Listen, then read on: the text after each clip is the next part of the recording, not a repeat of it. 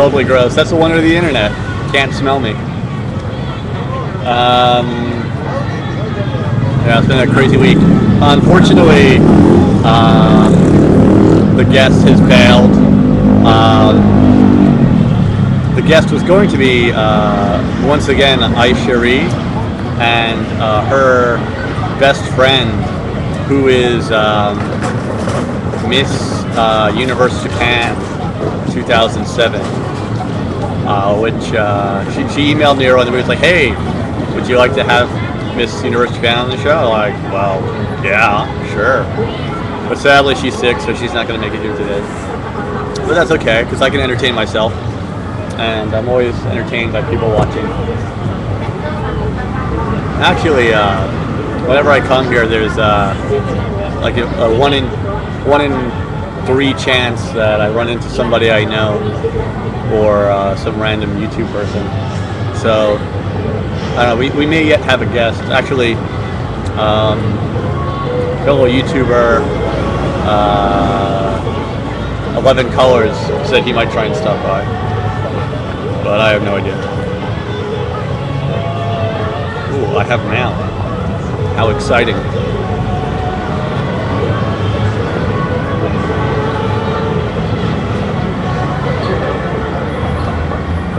Where are you, mail?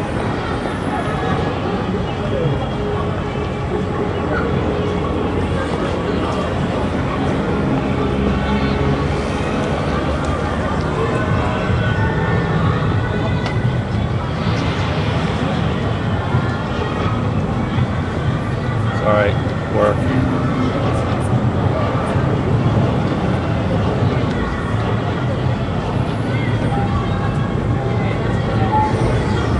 And send. So anyway, yeah, this corner here, it's a corner of Omotesando and Meijidori. It's absolutely the best people watching spot in Tokyo.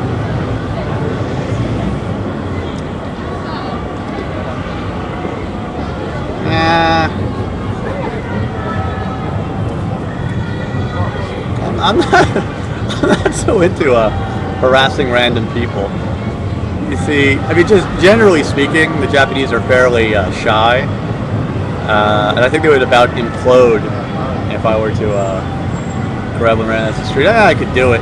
I've done that. I've had to do that a number of times for TV shows, like do random man in the street interviews.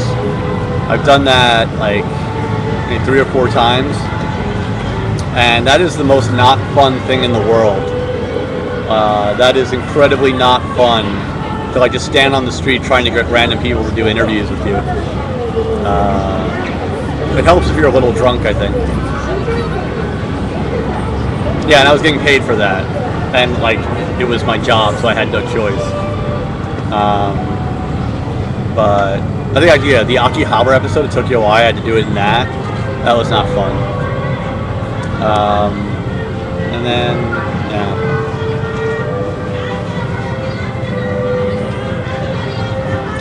What NHK thing did I tweet yesterday? Oh, no, no, I didn't talk about that at all. No, it's nothing exciting. It's very non-exciting, actually. I'm a writer for a children's show on NHK Channel 3 here. And every now and then they do, like, filming here and there. And usually they hire somebody to do it, but every now and then, if they're lazy, they just have me do it.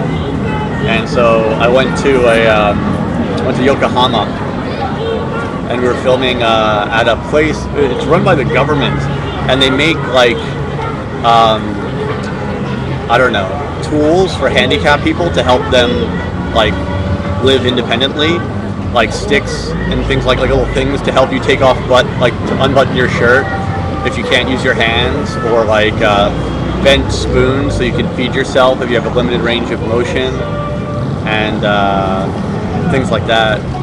It was very interesting. I mean, it was interesting for me, but I don't think it was very exciting for like a generic audience.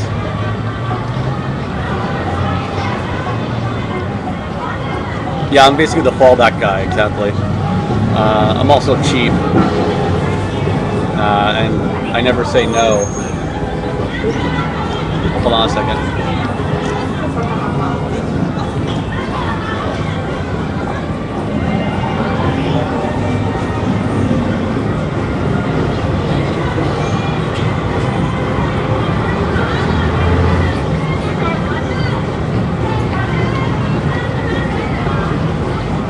Cool.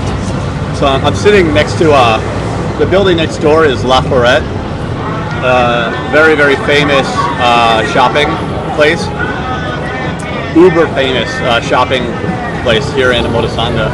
There's some kind of live band playing outside. Cool.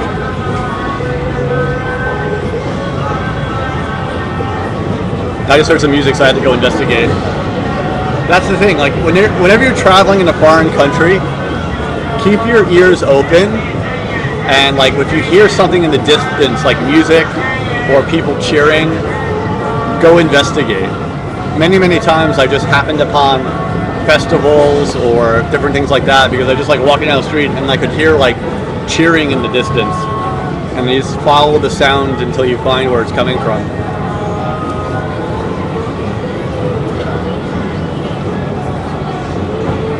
We're gonna do a little detour.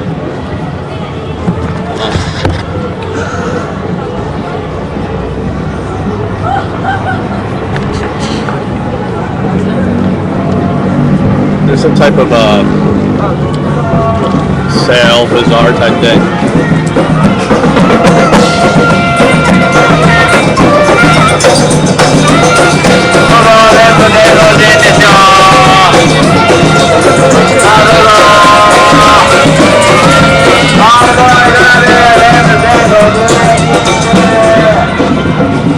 Yeah.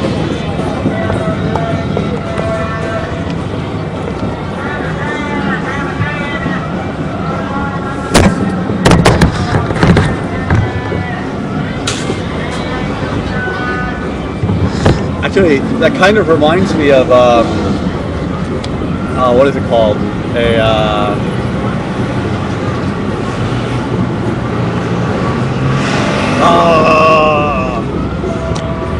Shit. I can't remember the name for it, but Chindoge? No. Anyway, there's a certain kind of advertising that goes back to Edo period Japan, and it's very rare to see nowadays, but it still exists. They're almost always used for advertising pachinko parlors. But basically it's a band, like 3 or 4 member band, usually a saxophone or a trumpet, a drum, maybe another rhythm instrument, and they wear like very brightly colored kimono or hafi, and they just kind of walk around playing music. And they have like a big sandwich. They're usually like wear a sandwich board, advertising whatever it is. But I think back in Edo period Tokyo, like they'd hire just people musicians. And they just walk up and down the streets playing music, trying to attract attention. I can't remember what that's called. Damn it. Not the most important vocabulary word ever, but I would like to be able to remember it. I'm losing my brain. My brain is melting, I think. Chindoya. Close, Adam. Just the spelling. I think it's Chindoya? Is that it? I think. Anyway. The glasses, I got these in Shibuya.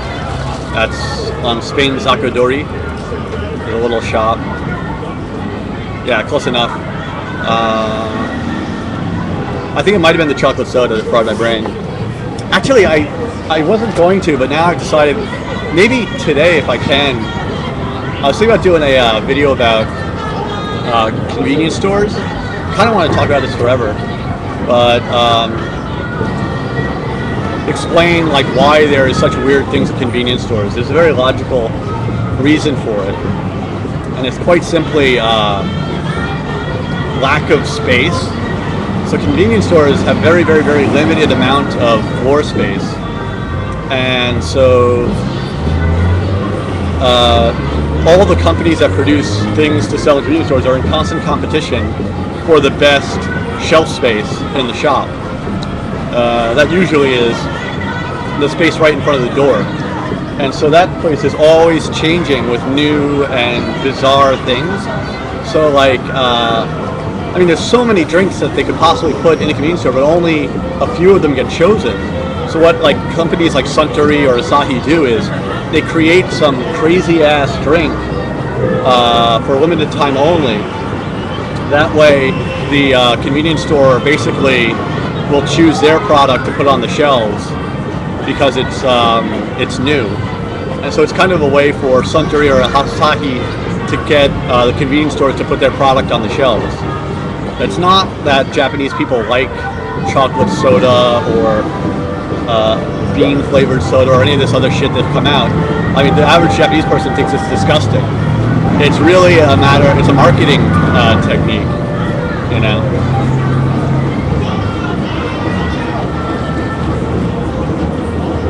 It definitely did taste like a chocolate fart with pop rocks. That's as accurate a description as I could give you. Hello, Johnny.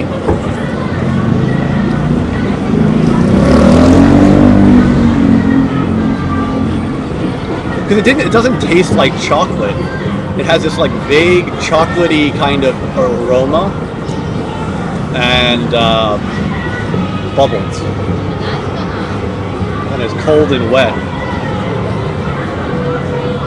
Not that my farts are cold, but Pepsi's had, like, there's been a bunch. Unfortunately, about doing the videos, I can't get any of the other recent fucked up drinks that have been out because they disappear so quickly. But yeah, Pepsi did Pepsi Cucumber, or was that Coca-Cola? Vitamin Cola. Coca-Cola had a vitamin drink. There was Azuki Bean Pepsi, Shiso Pepsi. Right now they've relaunched again the Final Fantasy beverage. There's a Final Fantasy drink called Elixir. I think that's made by Asahi. But the point is, like, it's completely retarded, and no one would actually drink it regularly. It just comes out for, like, you know, a month, and then it's gone. But again, the sole reason that they create it is so that the owners of the convenience store chains will put that product on the store shelves. Because you can't sell product unless it's in a place where people will find it. So it's basically just a marketing gimmick by the beverage companies. But unfortunately, for some reason, outside of Japan, people are under the impression that Japanese people like this shit, but they don't. Like, no one thinks that it's awesome. Everyone who tries it thinks, like, wow, this is bizarre and stupid. I mean, it's like Crystal Pepsi, essentially. Is it Crystal Pepsi or Coke? I can't remember who did that. Woo. Nice. Sunlight. By the way, it's beautiful in Tokyo right now. I think I might even get a suntan today. Woo! Booyah! I can barely see my screen. Sorry. A little bit hard to read.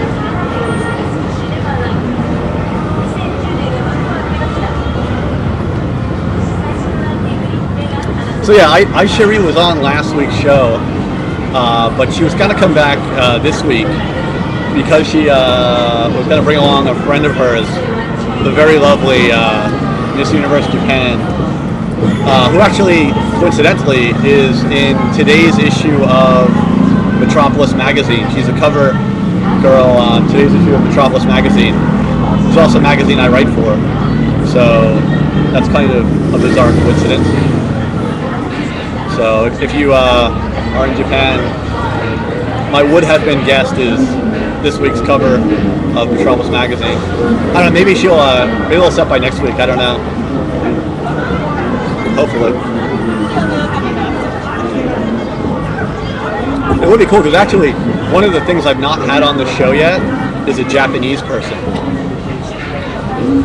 That would have been good to have her on the show, because that would have been my first Japanese person on the show.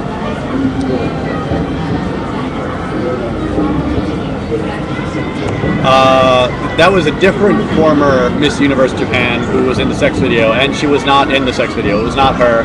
That was debunked. Miss Universe Japan did not appear in the sex video. That was debunked quite some time ago. Really? You like the glasses? The glasses are a good move?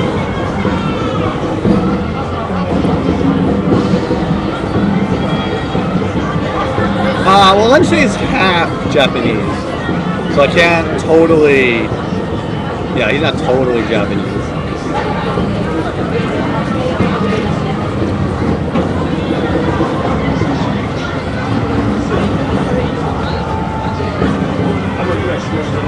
The glasses are tight. Okay, I think that's a good thing.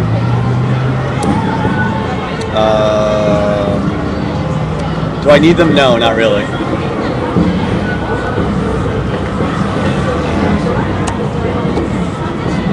Yeah, Miss Universe Japan 2007, but sorry, she's not coming. Because actually, the friend of hers, the friend that was going to bring along, is homesick today. So, oh well, maybe sometime in the future. C'est la vie. I got a couple other guests lined up. I would have tried to get a replacement for today, but it was kind of short notice. They just canceled last night, so.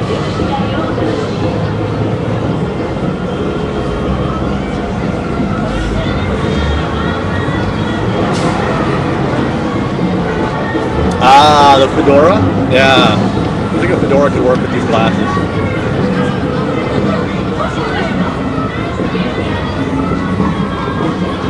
Thoughts on JAL's bankruptcy? Japan Airlines bankruptcy. I don't care. I've never flown on JAL because it's expensive. It is sad because JAL used to have the hottest stewardesses, or flight attendants, whatever they're called now. So that's a loss for humanity. All those attractive women in uniform. But I never use the carrier personally.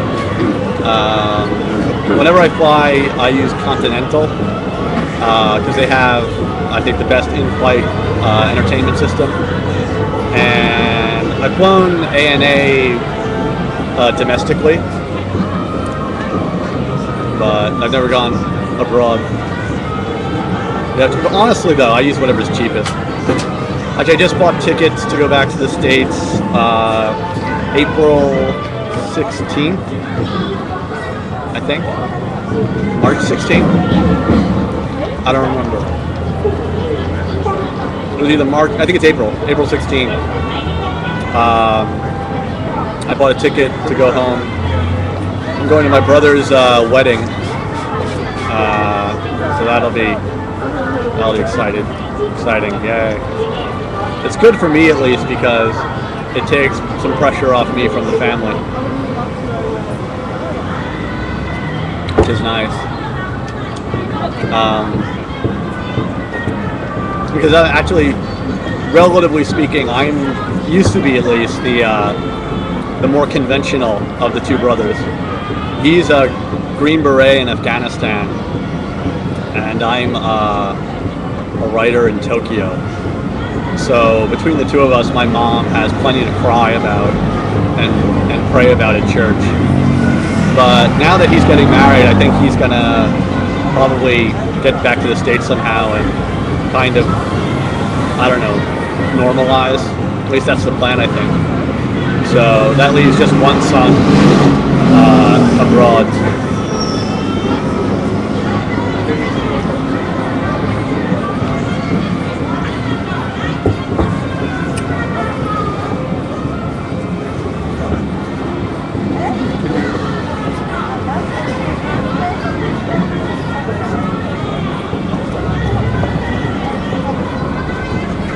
Not that I'm not interested, but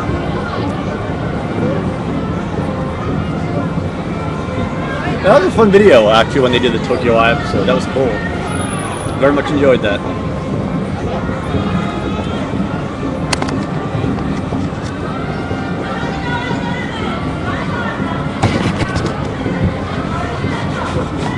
Wow. Damn sunlight.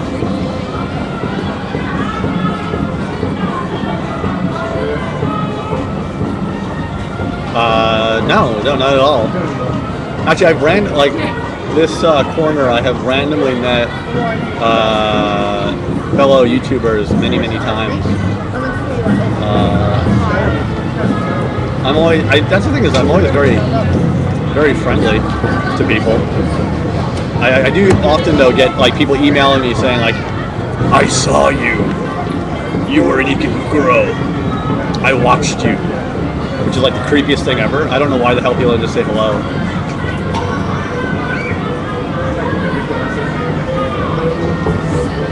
Oh, Gaijin tourists. Oh.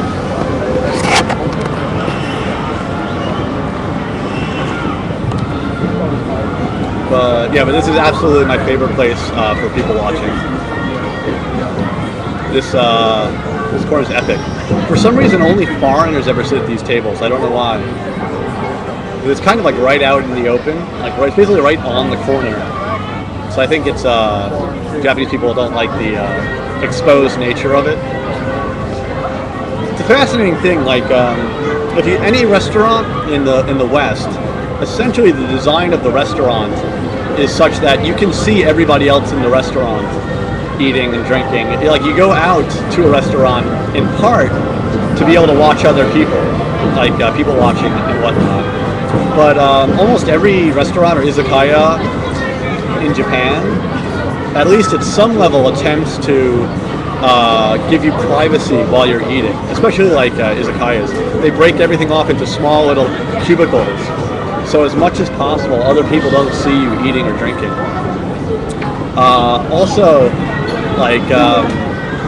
more so for women, Yoshinoya, which is a famous beef bowl place, is almost always on the first floor of the building, same as Matsuya.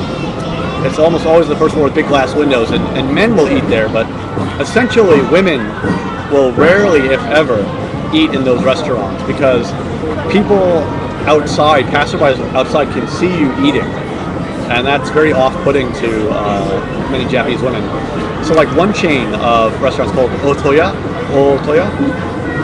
actually almost every single branch of that restaurant is either on the second floor or in the basement, so that people from outside can't see in, to give people eating privacy. And that's very popular with 20, 30 something women. So when you go out to eat here, it's more of a private thing. People watching. I love street side, sidewalk, seats. It's the most fantastic thing in the world, but it's very rare in Tokyo. It's not common at all. And what's more, Japanese people, especially Japanese women, don't really seem to like it. They would rather be kind of hidden away where they're not being ogled. Can't say I blame them.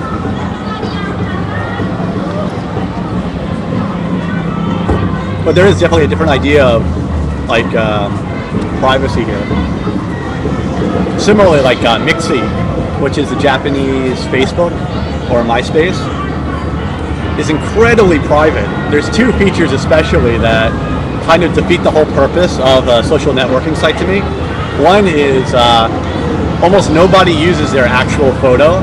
Everybody uses a photo Doraemon or their cat or something like that, but almost nobody uses their real life photo because they're afraid of their privacy being, I don't know. And the second thing is on Mixi, you can actually look and see who has accessed your page, how many times they've accessed it, when they accessed it, which that's death to Facebook, if you ask me, because how the hell am I supposed to stalk ex-girlfriends if they know that I'm checking their Facebook page?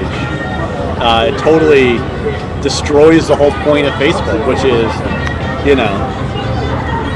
stalking ex-girlfriends. But it's because the Japanese in general are very neurotic about their privacy.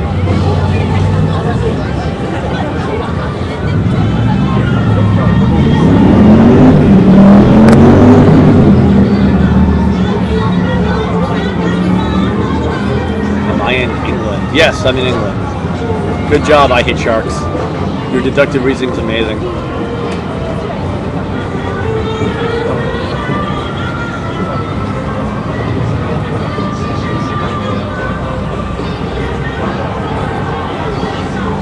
I don't think I've ever broadcast from here before. I don't think so anyway. I've been here many times. This is my first time here with the laptop.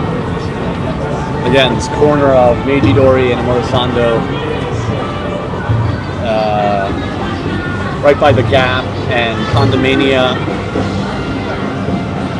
Oh, actually, oh shit, the Gap closed. What the hell?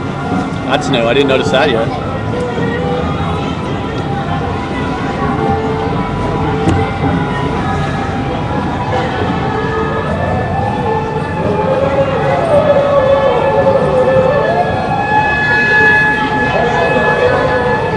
Nice ambulance.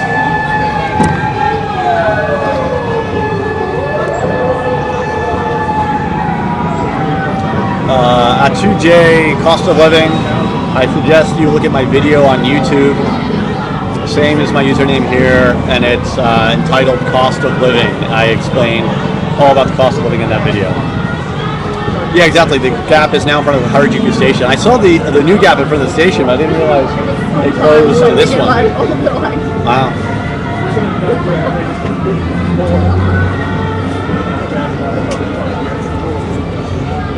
I hope the cloud cover stays.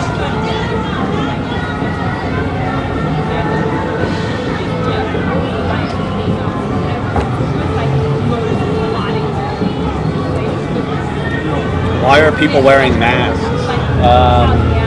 Any number of reasons. They have a cold and they don't want to spread their germs. They worried about, I don't know, SARS, avian influenza, pig flu, whatever it is. Where do I shop for clothes in Japan? I don't, basically. Recently, I bought a number of things at HMV. This jacket is HMV. My tie is from a kiosk in the train station. My mom works at a thrift shop in the States, and she always sends me random stuff she finds. So yes, my mom dresses me. I don't go shopping that much. But Zara and H&M are like the only two places in Japan I tend to shop. I'm 6 feet tall.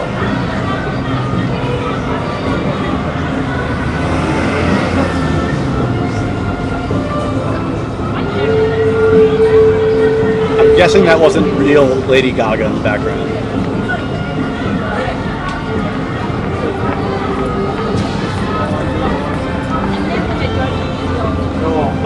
Yes, 595 more. I was in a Norton antivirus commercial.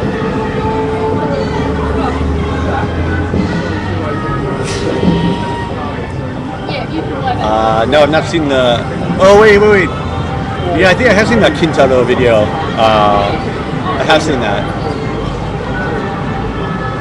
Well, I don't think he walked across Japan. I think he hitchhiked.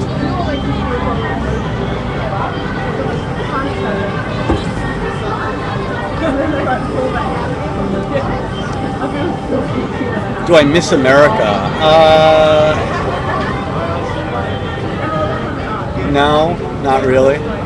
I mean, I miss my friends, I miss my parents, I miss Johnny's Pastrami's on Sepulveda in Washington and LA. I miss a number of places in New York City. I miss the Roosevelt Field Mall in Long Island. I mean, there's like specific things, but I mean, America has a kind of abstract concept. I don't really miss it per se. It doesn't really enter into my daily life.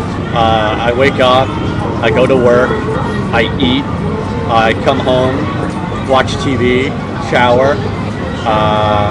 The majority of my life is spent just living, so I don't really tend to think about like nations in particular.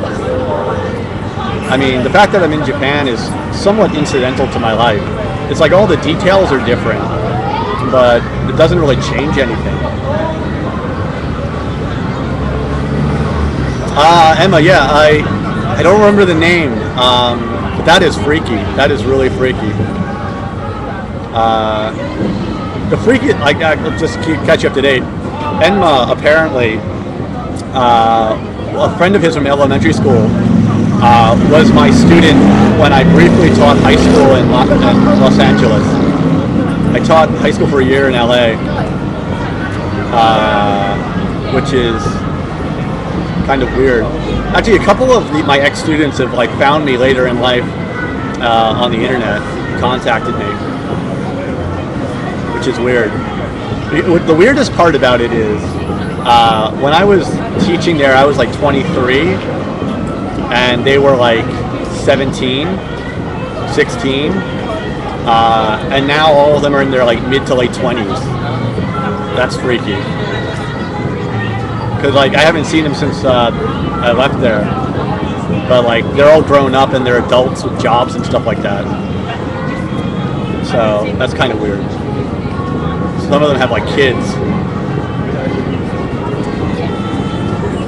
Actually, I always thought about going back there, trying to get another job back at the same school after my little adventure here was finished, but I just got kind of stuck here.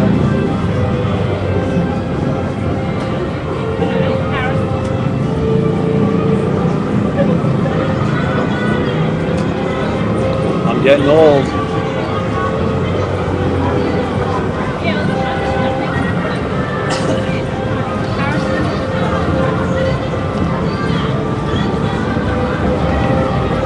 Yeah, I taught in Mission Hills in the San Fernando Valley, and I lived in Culver City. That was a nice time. I really enjoyed that year there. I used to love the Fairfax Farmers Market. I used to go there every weekend and just hang out. That was fun. I miss that. LA was great. Hopefully, there will definitely be a new YouTube video by the end of this weekend. I absolutely promise. Cross my heart and hope to die.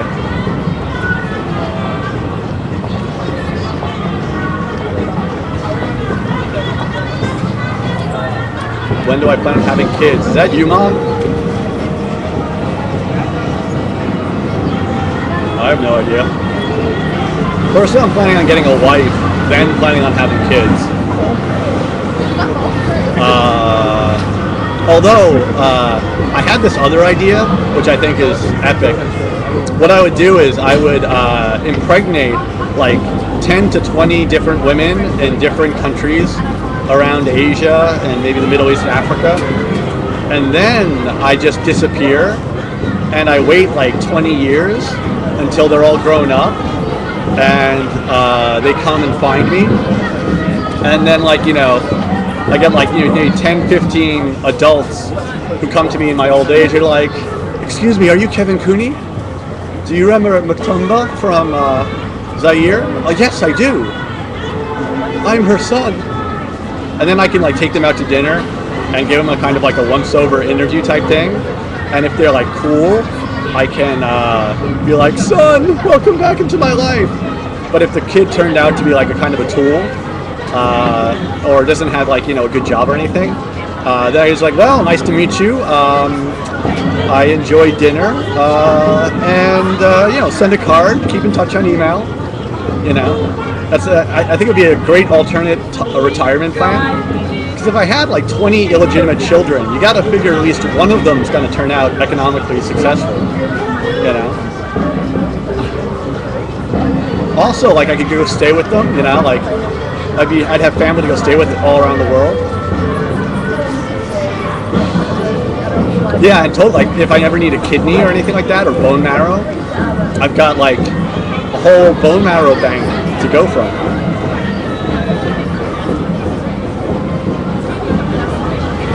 Actually, I was thinking about doing the two videos I started trying to film and just haven't finished yet. One about convenience stores and one about winter. Just generally things in winter. I was thinking about making a nabe in a winter video, showing how to make a nabe. But I don't know. I haven't yet.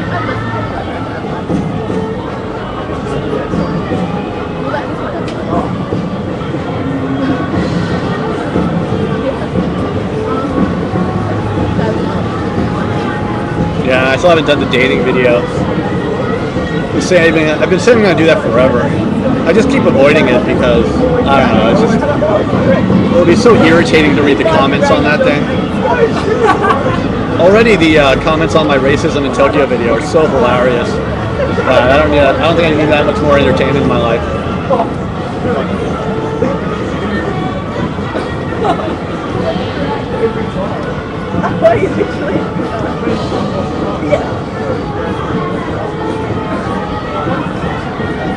That's a good point, Tamerlane. Very good point. It's eco-friendly to share the needle.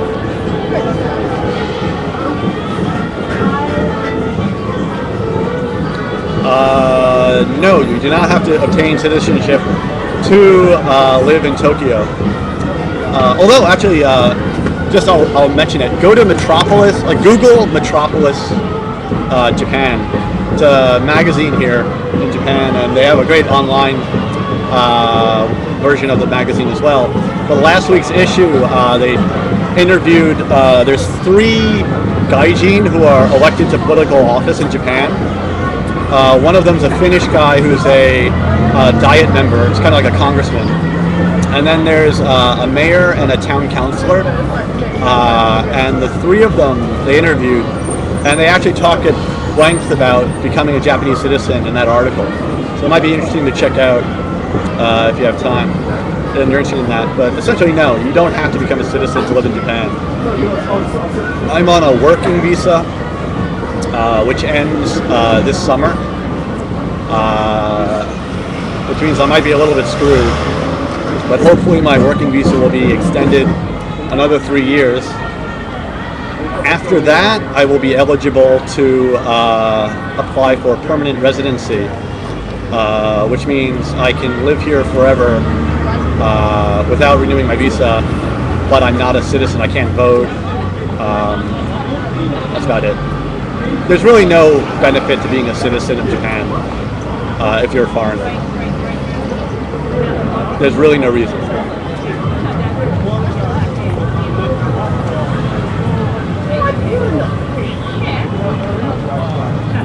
And actually, yeah, no, there is legislation right now that might make it possible for permanent residents to vote in local elections. So that's interesting.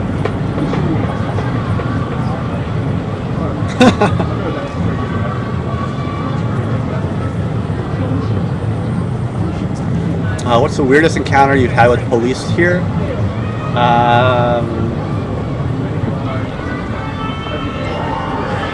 I've never had any weird ones. I've had irritating ones. I've been stopped and had a full body pat down search on a couple occasions in Japan. Like gone through my bag and stuff like that. One time I had this wicked hangover, and so I just went out for a little walk. And to be fair, I looked like a can of smashed assholes. I was not feeling well. But I'm wandering around my neighborhood. There's a little park near where I used to live, and so I took a little stroll out there, just get some fresh air, drink some Pocari Sweat, and try to recover from this epic hangover. And some police came up and were harassing me, and just for my ID, and also because I looked so sketchy. But I was just like, guys, I just have a really, really bad hangover right now. I really don't need this. And then the 2 officers were like, oh, I understand. And they started giving me advice on what I should do for my hangover. And we had this 5-minute conversation about hangovers and what they do to cure their hangovers. That was kind of a weird conversation.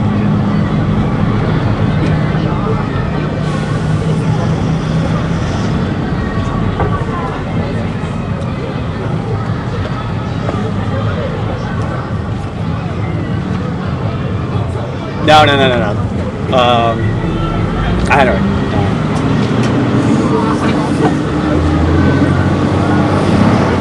But yeah, the thing is, I've noticed, I wrote a blog about this at one point too, somewhere.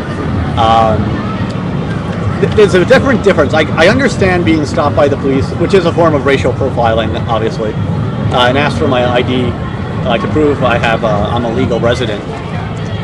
But there's two ways you can do it. You can do it in a nice way, or you can be a dick about it. And as long as the officer is polite and, you know, friendly, I have no problem providing my identification. But it's every now and then you'll get an officer who's just a dick about it, you know, who's just like bossy and just an asshole about it. And that I dislike. And for those officers, I make it my best to harass them as much as possible.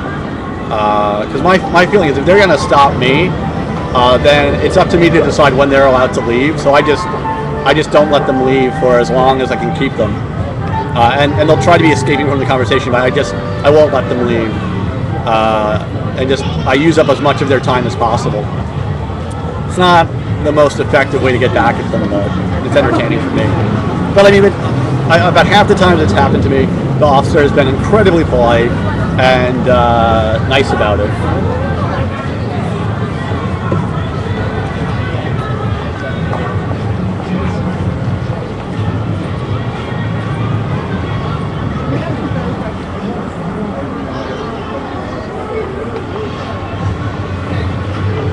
All right, later, Emily.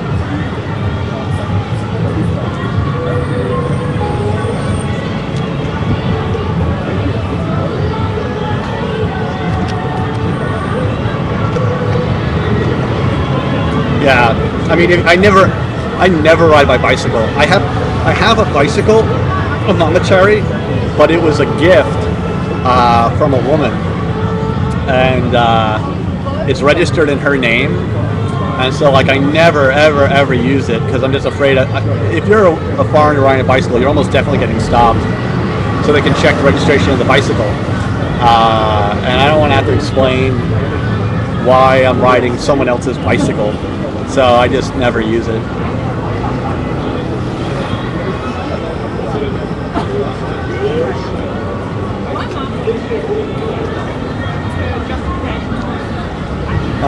Can I give you advice about dating Japanese girls? Not really. It's the same as dating any kind of girl, essentially.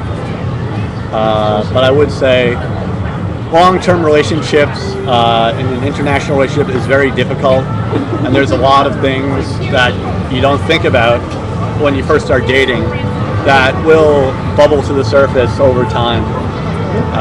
So you got to be really sure that an international relationship is what you want if you're going to be getting into a long-term relationship. A short-term relationship with someone from a different culture is nothing but entertaining. But long-term relationships are a whole different ball of wax.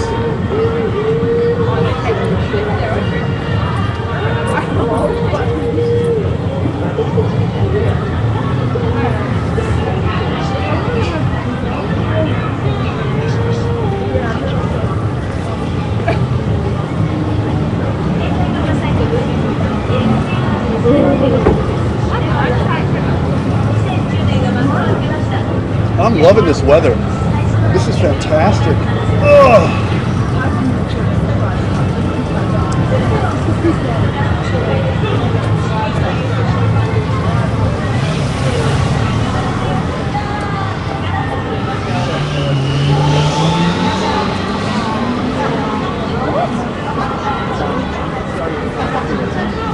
Well, I think Atomic Boy X, your dating situation is slightly different than mine.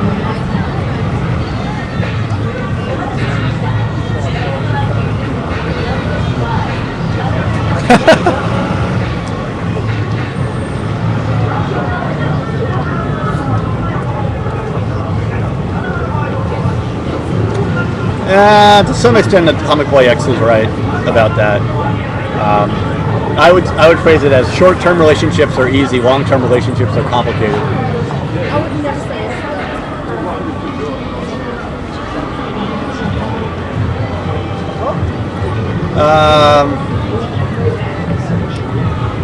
There's a term. All right.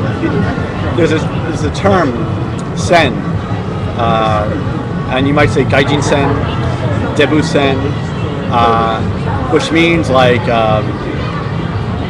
someone who likes fat people or someone who likes gaijins. Like oyaji sen, someone who likes old men. I don't think there is an Oyajisen, but you know, in a large population, you know, there's an ass for every seat. Some people like foreigners, some people don't. It's not, can't generalize to that extent.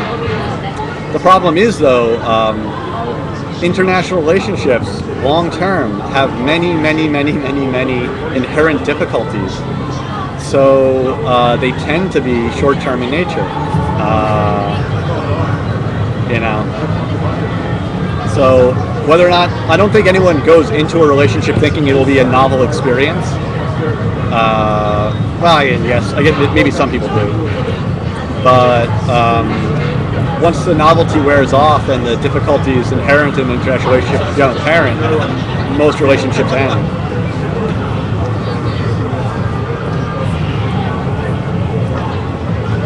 And then there are there's a certain amount of Japanese people who date foreigners as a means to get out of Japanese society. They're interested in going abroad or whatever. I have a policy of not dating Japanese women who speak English, which has served me well, because that kind of filters out people who are really just interested in, moving abroad or something like that. And it varies as well. I think in different decades, foreigners have been more or less popular.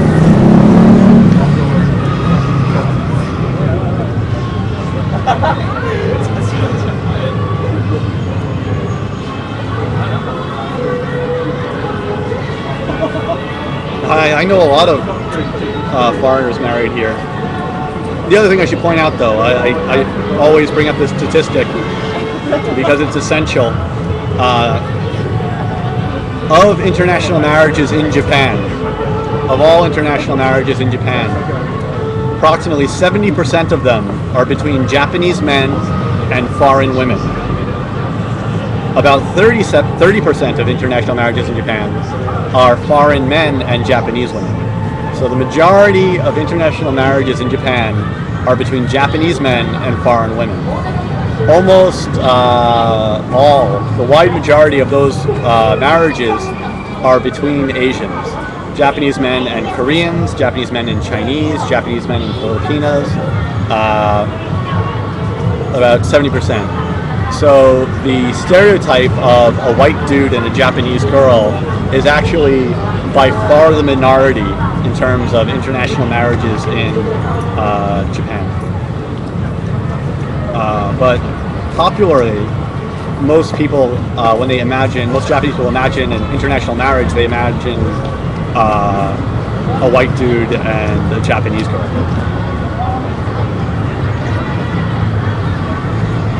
It's kind of irritating because I constantly had this argument with Japanese men who say foreigners come here and steal their women.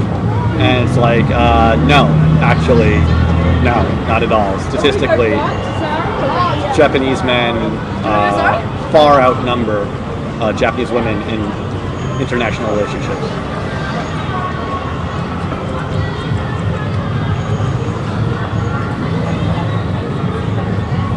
Yeah, at some point in the archive, I talked about this topic a number of times in the archive with women who have been on the show.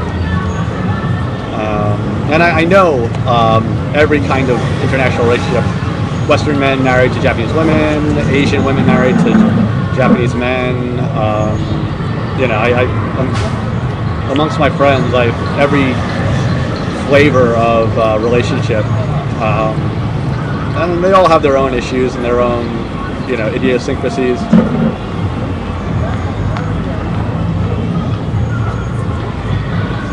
Essentially, the reason for the misunderstanding is because Asian women, in these international relationships, for the most part, take on their husband's name, and the children are given Japanese names, and they try as much as possible to blend into society. And if you see a Chinese woman and a Japanese guy walking down the street, you don't notice them as an international couple. But if you see a black dude and a Japanese woman walking down the street, you notice that pretty quickly. So it's just a perception issue, and it has nothing to do with statistical reality.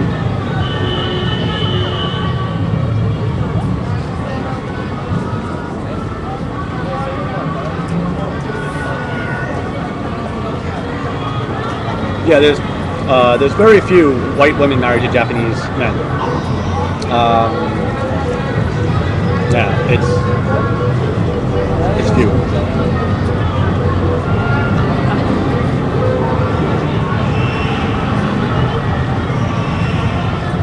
Russians, yeah.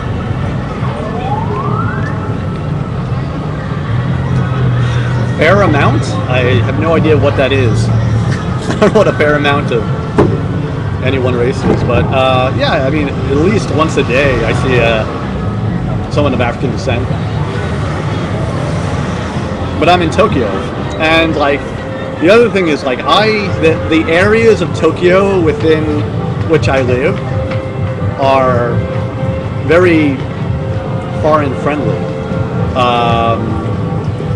It's like an excellent example of it. I was kind of surprised when I learned it's something like the entire import beer market in Japan is like 8%, not even, it's like less than like 8% of all beer sold in Japan. It's like 8% of beer sold in Japan includes, you know, Budweiser, Corona, Hoegaarden, every single foreign beer makes up only like 8% of the whole thing. But every single restaurant I eat at, I think ever, always, ever, has a foreign beer on tap. Because the type of restaurants I go to and the type of neighborhoods I tend to be in are ones that urban, moneyed, educated, international people tend to go to. It's like the magazine I write for. I write for Metropolis magazine. They did a reader survey recently of the readers of the magazine. It's a free paper here in Tokyo, and it's like 80% or 90% of the readers have an undergraduate degree or higher, and it was like 20% have a master's degree or higher. It's an urban free paper, but it's very specific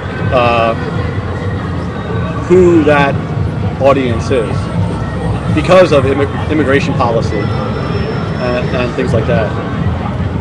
So, you know, it's like most of the foreigners I know tend to spend most of their time in the west side of Tokyo, Ikebukuro, Shinjuku, Shibuya, Hiro, Roppongi, Aoyama, Azabu, Meguro.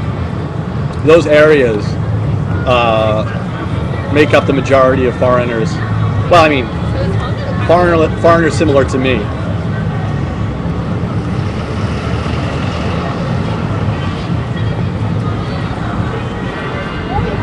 And that's Tokyo. If you go out into the countryside, you're looking at even less. And in the countryside, there's pockets of foreigners, like specific to other countries. Like, for example, out by the auto factories, there's a lot of Brazilians who work in the auto factory. Well, used to work in the auto factories there. A large community of Brazilians there. It's disappearing now, though. Pink Cow is definitely still around. That's another great example. I mean, I go to the Pink Cow regularly, but that's because it's the type of place a person like me is likely to go.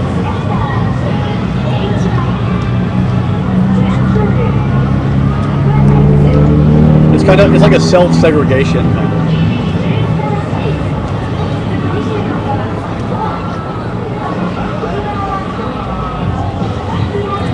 Yeah, and I mean the word ghetto. Like the ghetto is exactly the word. Like Shinokubo is a Korean ghetto.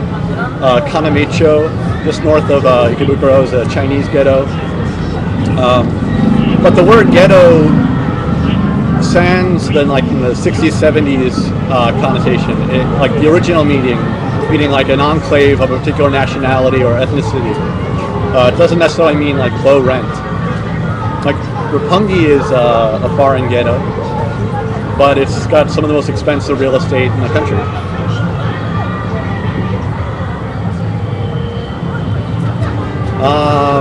I don't know.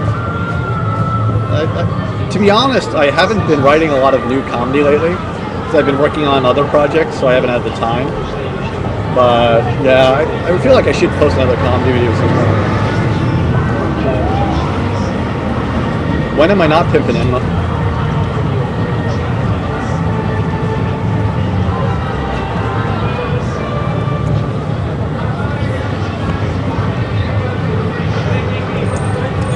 Yeah, Alex Maisie, you're absolutely right. It's hard not to gravitate towards your own people. You know, especially in your early time. Unfortunately, to be completely honest, I haven't been doing stand-up very well for a couple years now, just because I've been, wow, foreign people. Just because I just haven't had the time. You know, I've been focusing on other stuff. It's hard to. I'm just spread too thin lately, creatively, and so like my stand-up comedy ends up being the last thing I work on.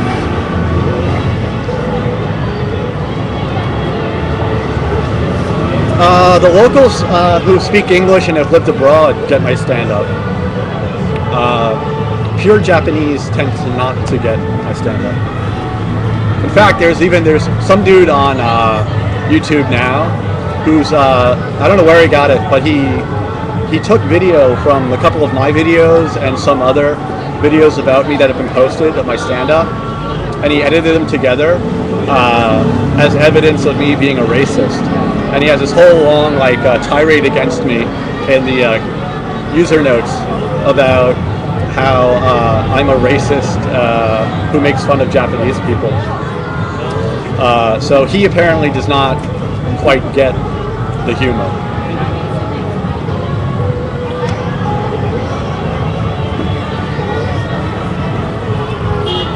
If you just search TokyoCooney on YouTube, it's one of the most recent videos posted. If you search for me, I mean, don't watch it though. Oh God. And I probably could have the video pulled since it's, you know, my material, but he just seems so ridiculous. I think it's better to leave it up.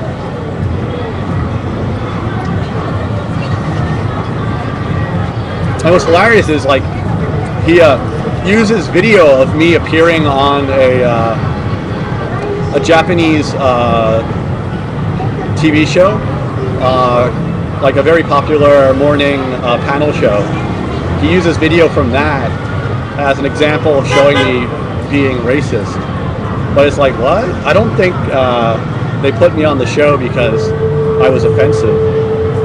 So, anyway. What's sad is actually the guy's criticism, he criticizes my racism in Tokyo video, but actually the video is making the same point he is. He's just too stupid to understand the concept or the joke itself. Well, not stupid. It's not the type of comedy I think he's comfortable with. As in, it's not someone being hit in the head with a plastic mallet.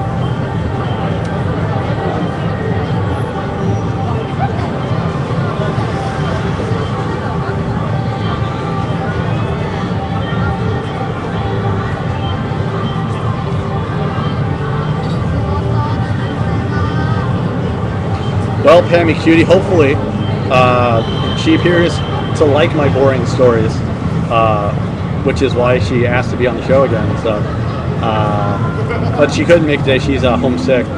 But maybe she'll be back next week. Bummer. But my stories are pretty boring. I'll be the first person to admit that. I don't make any claim to be entertaining. Which is why you can click away if you don't enjoy any of the stuff I produce. Feel free.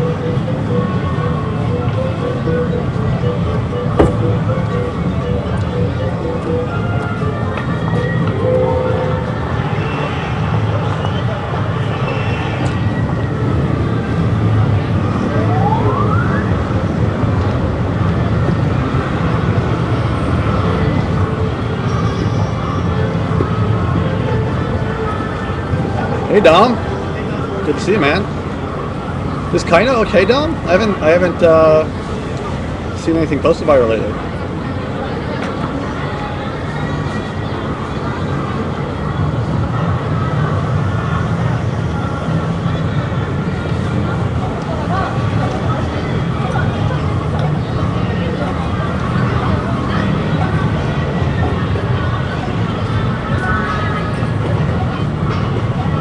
Okay.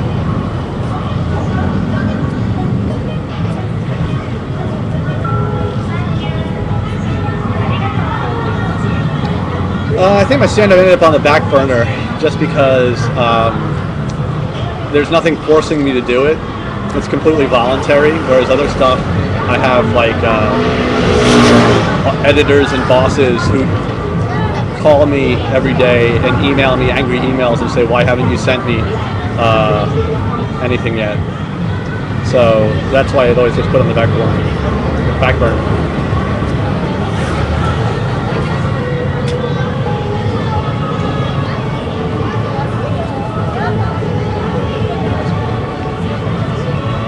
Yeah, but there's no deadlines on stand-up comedy, so it's easy to procrastinate.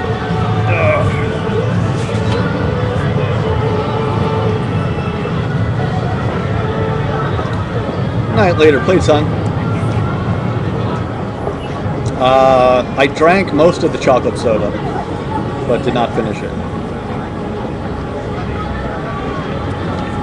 Of all the things I do, which makes the best dough? Makes the best actually, like, pound for pound stand-up comedy, because when I do like a private show I can get like $400 for like a 15-minute set, so, but they're few and far between. It's more about getting regular work rather than high-paying work. And like the writing stuff for NHK, it doesn't pay very well, but it's at least consistent. So, and actually right now, JIB-TV is kind of keeping me alive.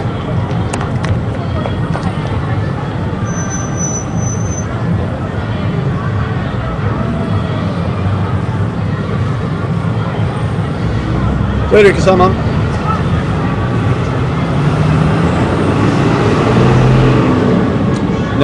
No, I'm way too old to go to club parties anymore. And even when I was young, I rarely went. I'm not a club person per se. I'm definitely more of a pub person, not a club person.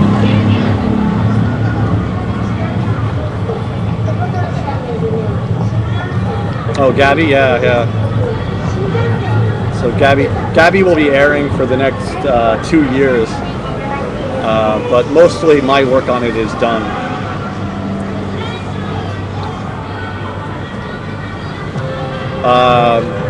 My rent for my place is about 130,000. Yeah, 120,000.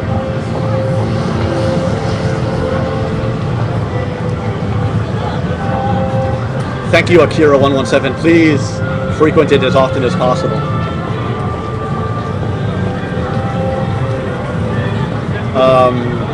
I get something like $5 a month from YouTube because almost none of my videos have advertisements on them. Most of them have music, so I'm not allowed to get money for any videos I put music on.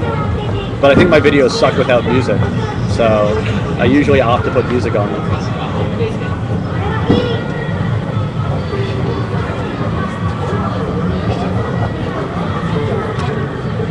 So I get like $5-10 a month, I think, from YouTube, sadly. Gee, I'm gonna get another coffee. Back in a sec.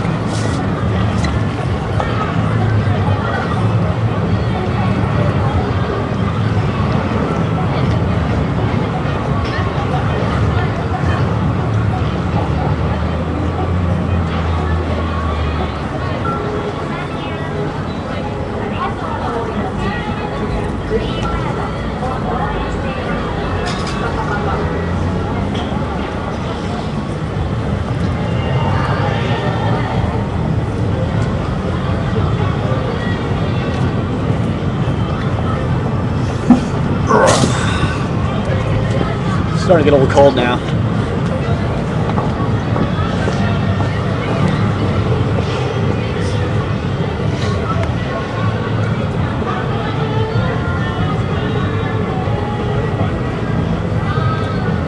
It's funny, like, every time I walk away from the laptop, you guys think that like the thieves who live in the ether surrounding me are gonna descend upon my computer and take it.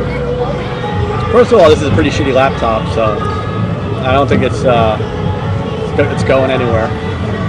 And second, I was literally like 5 feet away. The little coffee stand is right there.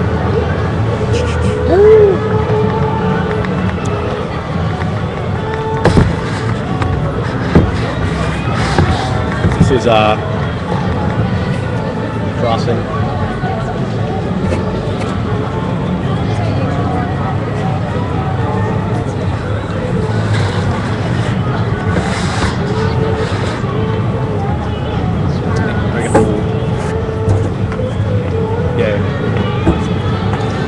I'm in Omotesando, corner of Meiji-dori and Omotesando-dori.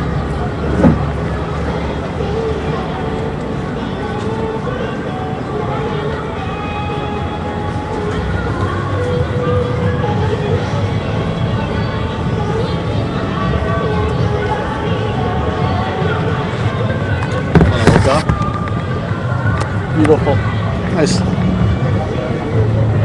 beautiful sky today.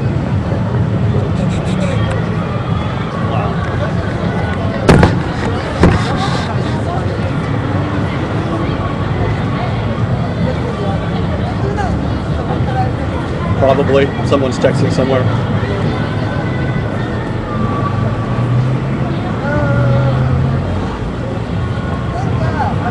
Is it?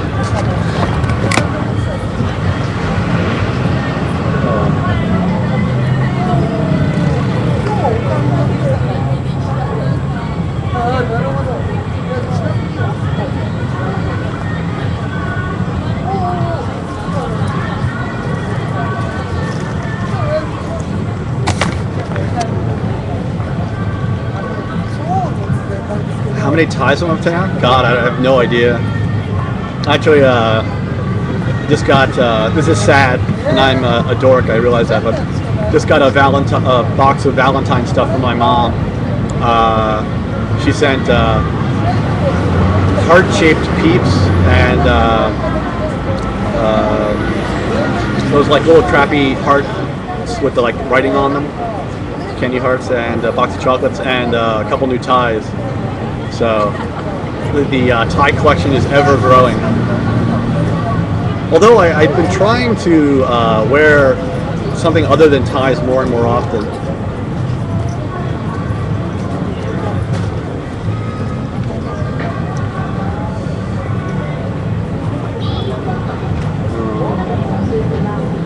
Like, oh, that's awesome. This dude is awesome.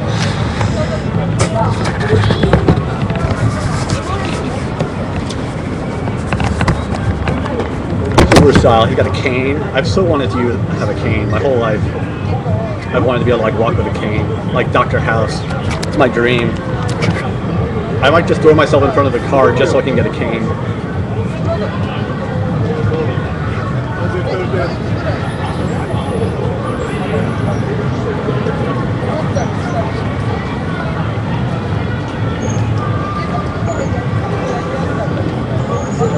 Yeah, that's the one thing that's nice about Omotesando. Like everyone is dressed stylishly.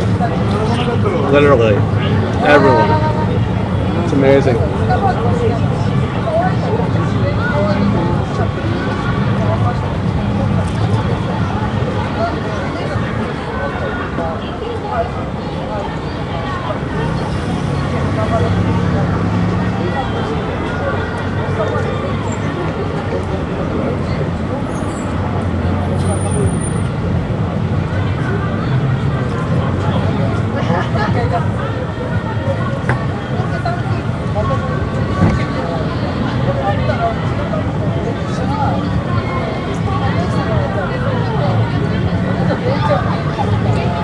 No, the lines at Krispy Kreme are pretty much gone. The last time I went down to Shinjuku, there was no line for the Shinjuku Krispy Kreme.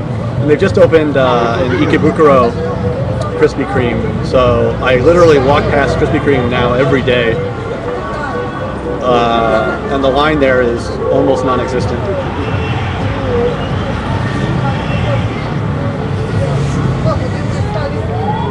Did she?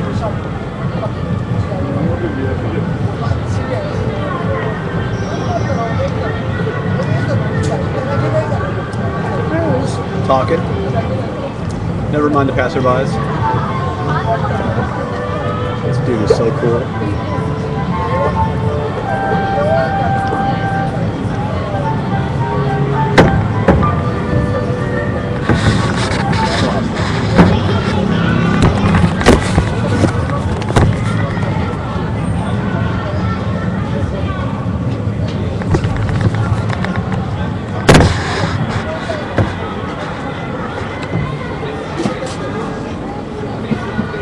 That guy's awesome.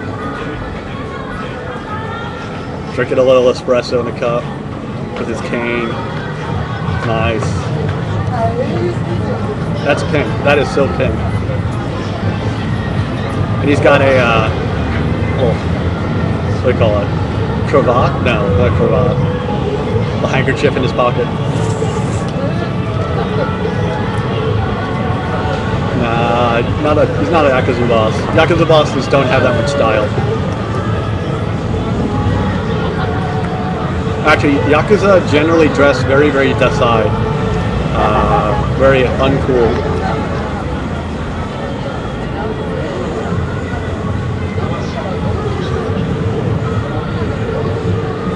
Like permed hair and jump track suits. I don't know, how did the tracksuit become the international clothing for Mafia? It's weird. And they always carry like a little man purse. It's weird.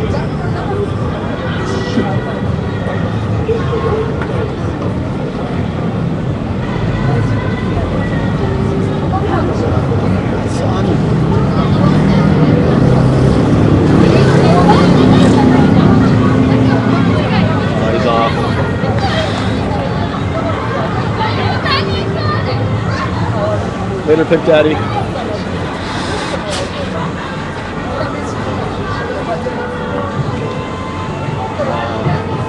I am really excited for like winter to be over so I can chill out outside more often. This is just kind of like freak weather right now. It's gonna get cold again next week. Well, from this weekend it's gonna get cold again. But today, yesterday, and the day before have been gorgeous in Tokyo, like spring weather.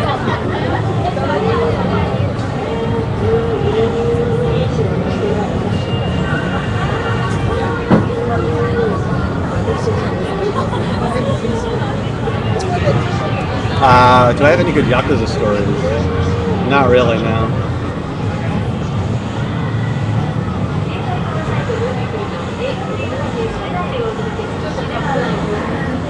It's kind of hard to... I have met fairly recently an ex-Yakuza guy from the Shibuya area. And I see him every now and then. It's kind of a long story how we got to know each other, but... he's told me a couple of stories here and there, but I don't ask much.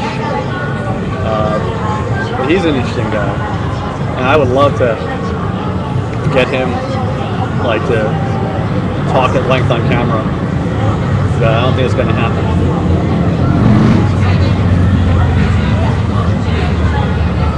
Sunlight, sweet.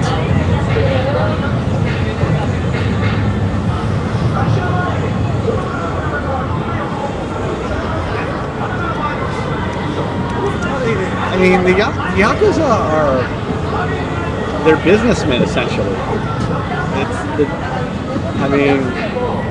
I recommend reading the book that just came out. If you're interested in that, there's a great book, Tokyo Vice, I think it was called. That's worth a read, but, I mean, essentially the Yakuza today is more of a business than anything else. They have offices, and like, you know, you call to make appointments and stuff like that. My only experience with them was I wrote a sitcom episode that was produced and put on Japanese TV, but the opening scene took place in Kabukicho, and it was like a fight between the main character and these two Yakuza Chimpira, which are like the low-level Yakuza guys. And so we had to film it. We wanted to film it in Kabukicho, so we had to go to the Yakuza offices and have a meeting with them to find out how much it would cost, and it was like exorbitantly expensive.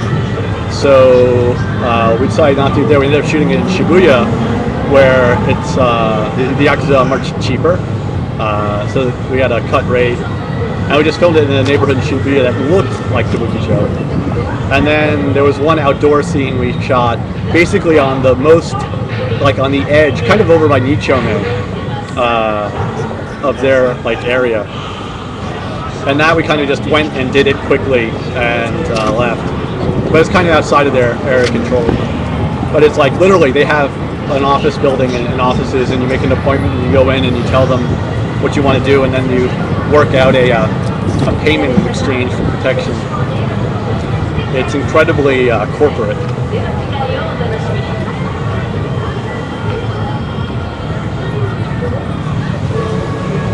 But like if any of these things, like, you know, the mafia or any of these things, they're so much cooler in public consciousness than they are in reality.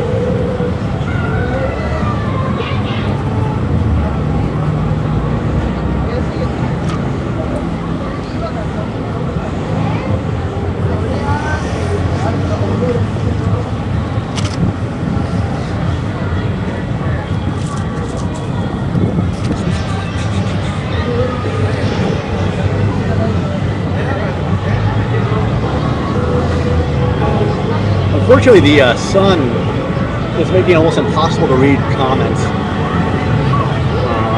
But I'm afraid if I turn the computer any other way, you guys won't have a view.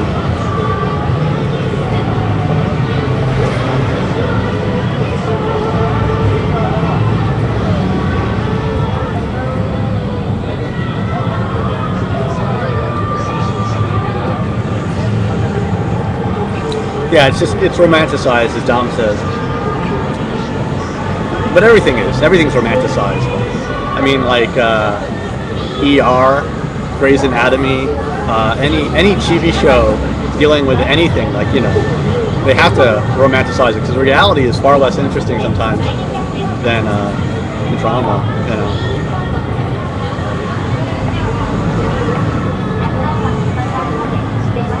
Well, I don't know. Truth is stranger than fiction, as they say, but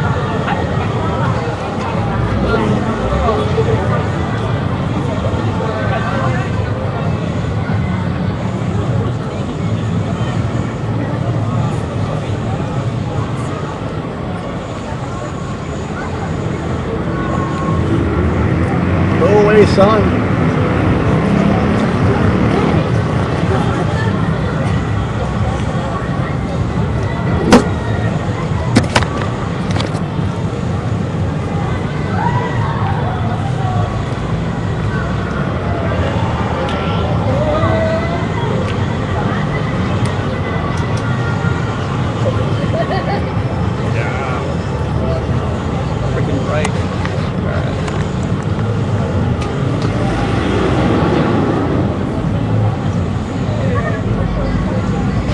Do. But there we go. That doesn't really help. Okay, I'm running out of battery juice here, folks. How much time do I got? Okay, 48 minutes. So I'm gonna have to go around 2 or so.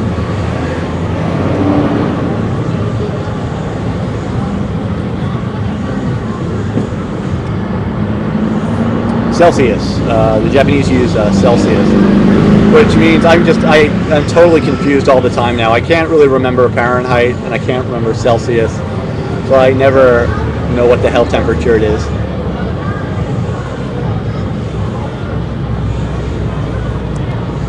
Yeah, I have to. I have like another 2-3 meetings this afternoon, and then I have to go into Shinenkai.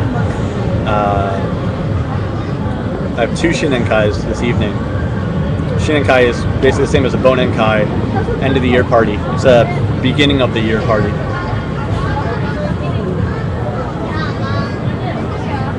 I should use Kelvin. That's an awesome system.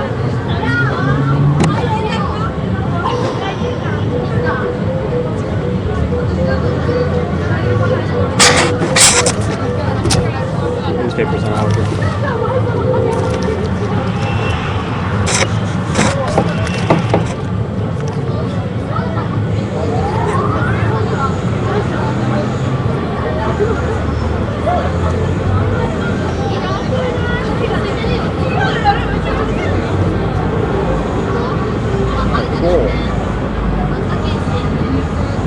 also a double-decker bus covered in cherry blossoms, advertising Kit Kat.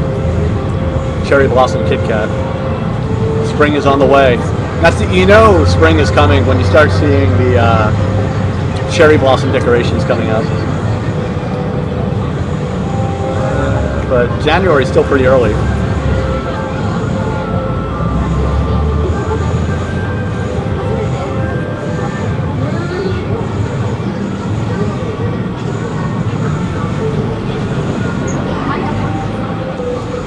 I'm used to looking odd though.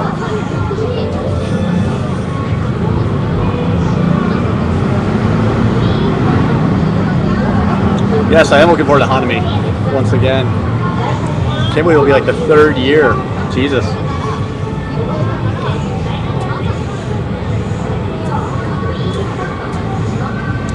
I believe it's like the vaguely cherry blossom flavor. They usually do like every year they do a strawberry Kit Kat and a cherry blossom Kit Kat.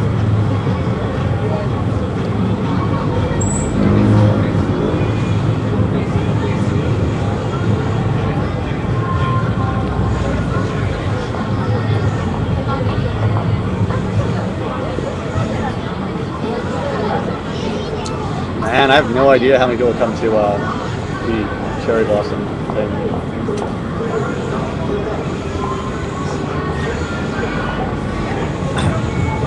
Excuse me.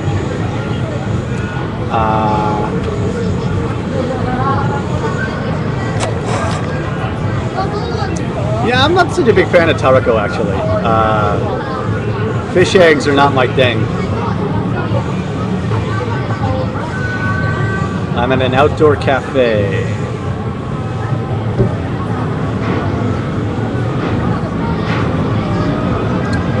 Oh, actually, that's a good point. I should probably start asking around, see if I can get some YouTube swag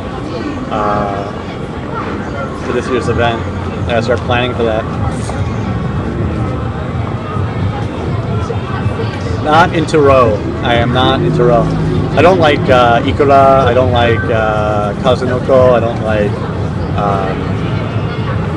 really any of the fish egg varieties. Not so much the caviar. Swag is a great word though. That's a fantastic word.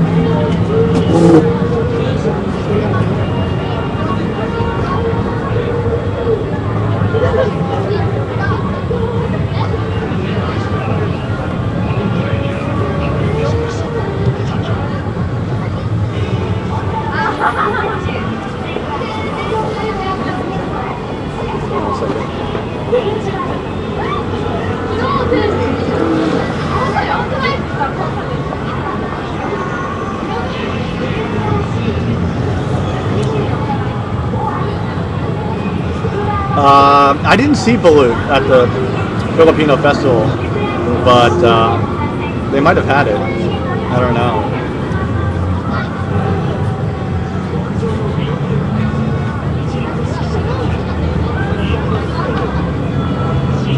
Is the king dude back? Oh no, he's gone.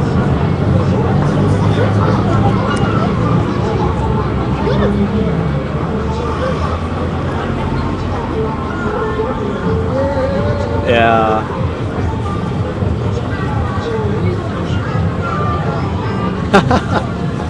It would be cool to have an old drunken Japanese man on the show. That definitely would be stellar. But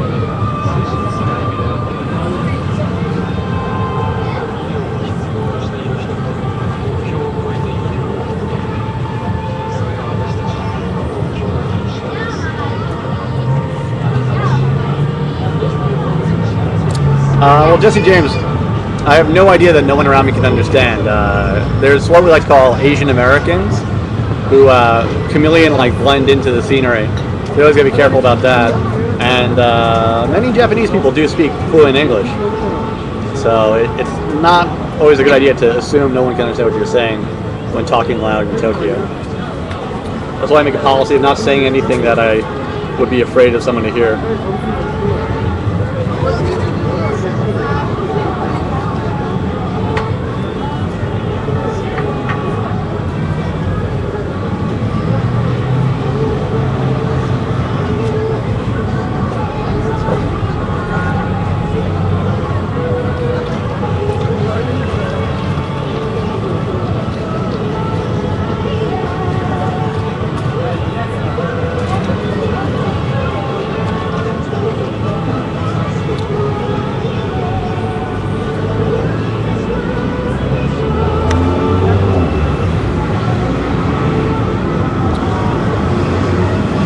Yeah, I know. Like this guy, Gus, I used to work with when I first got here.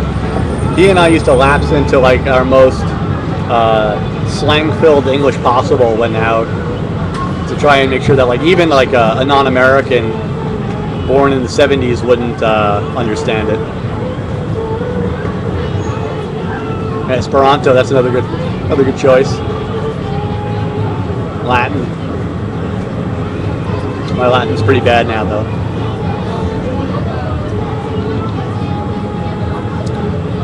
Can I write Japanese kanji? It's Kangi. I think I'm similar to most foreign people in this regard, and actually more and more young Japanese people are like me. I can write few, if any, kanji, like almost less than I could probably write 100, 200 kanji by hand. But on a computer or on my cell phone, I got a couple thousand kanji. So that's a big difference. Like it's easy for me to select the correct kanji from a computer list. Like so when writing emails stuff like that, it's much easier, or in a Word document or something like that. But actually writing by hand, oh my god, my kanji sucks. But it's not just me. I mean, a lot of people don't. And I've noticed, like in meetings, like Japanese meetings and whatnot, we're working on a whiteboard, and the Japanese people, whenever they write on the whiteboard, like they don't actually write the kanji. They just kind of scribble something that's the general shape of the kanji. Like people's ability to actually write well by hand is severely declined since the advent of computers. Similar to like spelling in the West. Now people just use software to correct their spelling.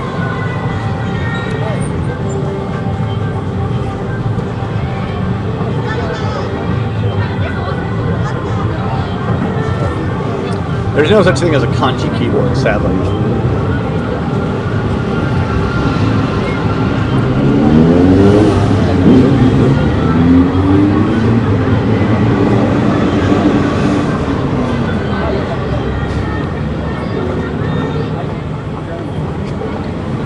Yeah, I mean,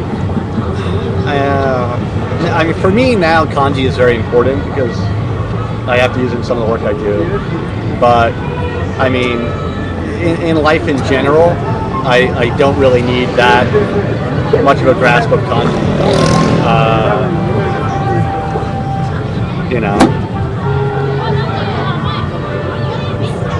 I mean, the basic like Joyo kanji.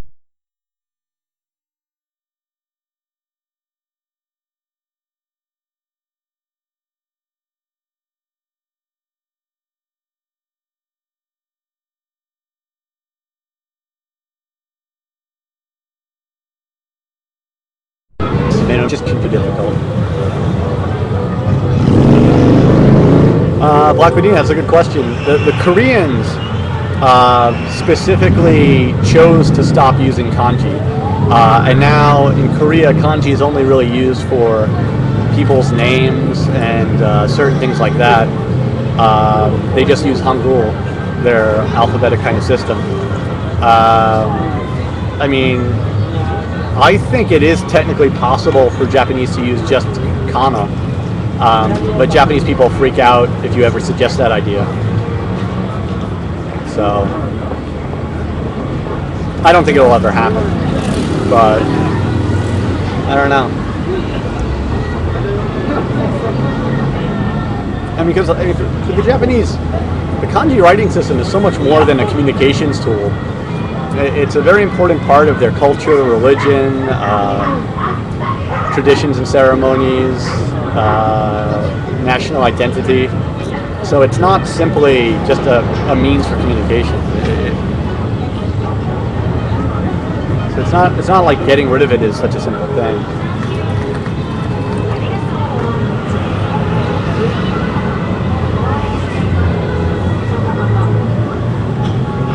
That's true, yeah.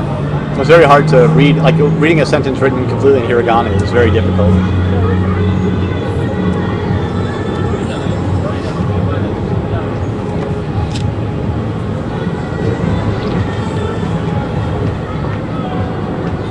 But most of all, I think previous generations will not allow kanji to fade out of use because they had to learn it, goddammit. That means kids should have to learn it too.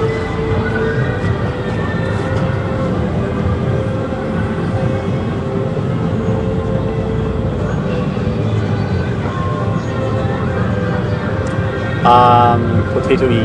Have I been to Osaka? I've been to Osaka a number of times. Yes, it's similar to Tokyo. I'd say everywhere in Japan is similar. I mean, the country has a great amount of variety, but I mean, it's still Japan. I don't think it's as different as, say, New England and Hawaii. You know, New York and LA, I guess, are about as different as Tokyo and Osaka. Yeah, exactly. Everywhere in Japan is still Japan.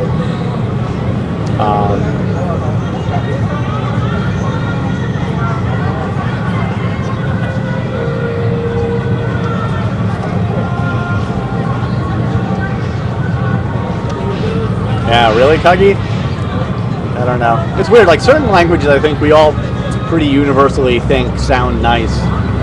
Like French and Italian, I think sound very nice to the ear. Thai and German, very unattractive sounding languages. You know, this is my opinion, though. I could be wrong. It's a matter of opinion. But you're right. Some languages do have a slightly more melodic feel about them.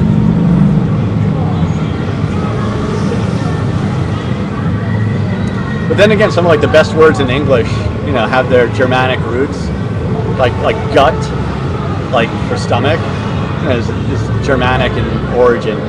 But it's a great word. It's strong and concise, and it's a powerful word.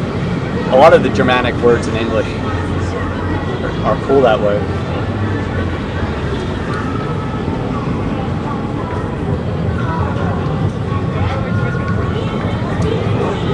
Rarely, yeah, that's a hard word.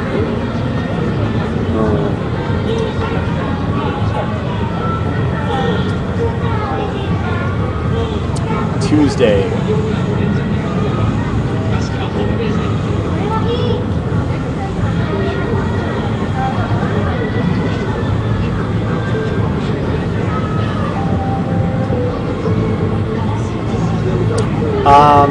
Well, Tokyo and Asahi are both Japanese words. They have kanji. Asahi is morning sun. Tokyo is what, Eastern, what's Q? I forget. Eastern Special or something like that.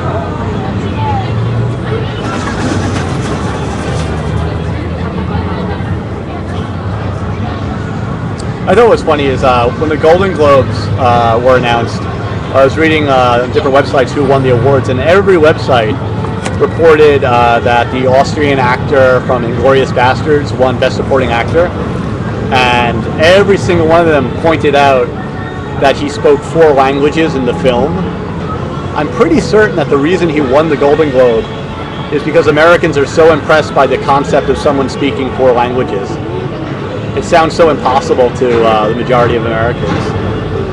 Whereas, like, a lot of the Europeans I know over here at least speak 3 languages, minimum.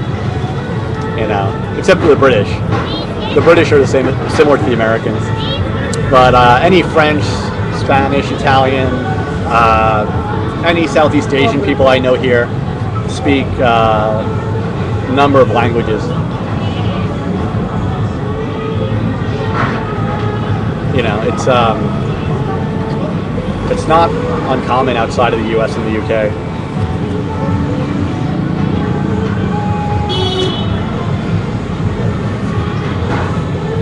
But I mean, thank God. I mean, the whole "Make the World Britain" policy kind of made it so that you can travel the world and not really have to speak a second language if you're an English speaker. My Keigo sucks. I don't really have much to speak it. I mean, rare occasions I do.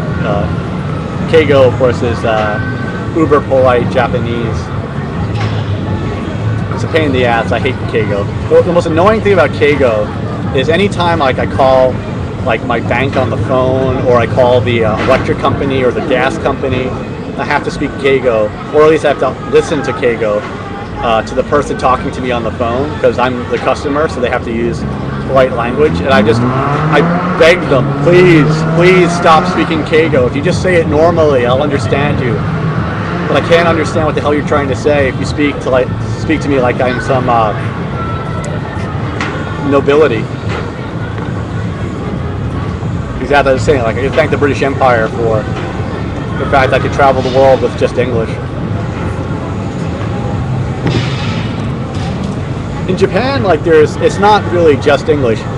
Medicine, most doctors in Japan studied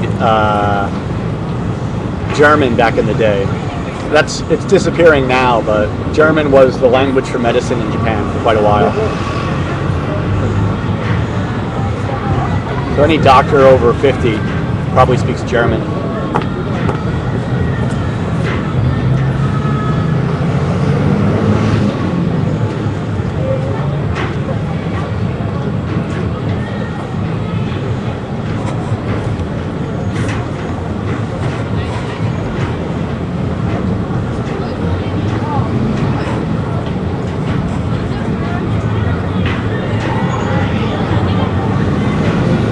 Uh-oh.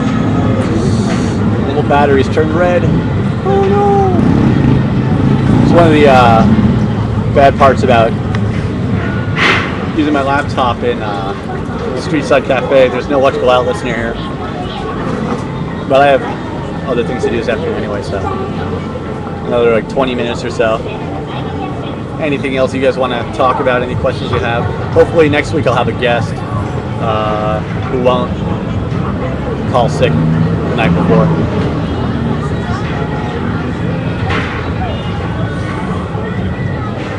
I'm on a MacBook at the moment. I also have a PC laptop. It's a little bit smaller and lighter.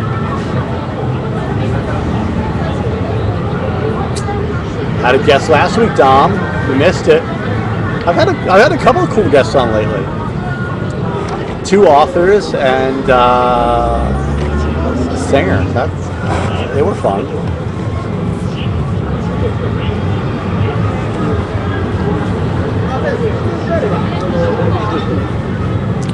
Nah, and I've never done a White Day video, I guess, but I guess I could do something on that. Rosetsubun is coming up.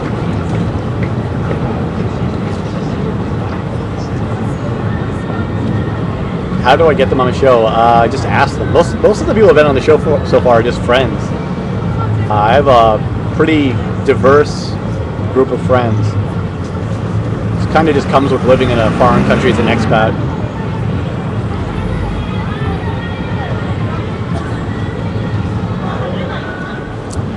It's more common for a Japanese person to know English than another Asian language. English is far and away the most popular language in Tokyo.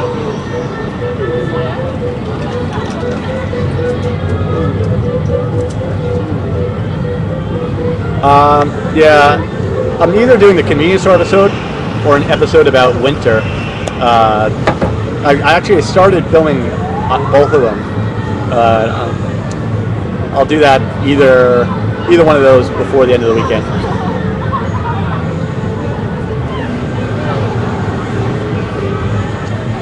Well, there's been a couple of people have been asking me to get Martin Fesneau on the show, who's a French illustrator.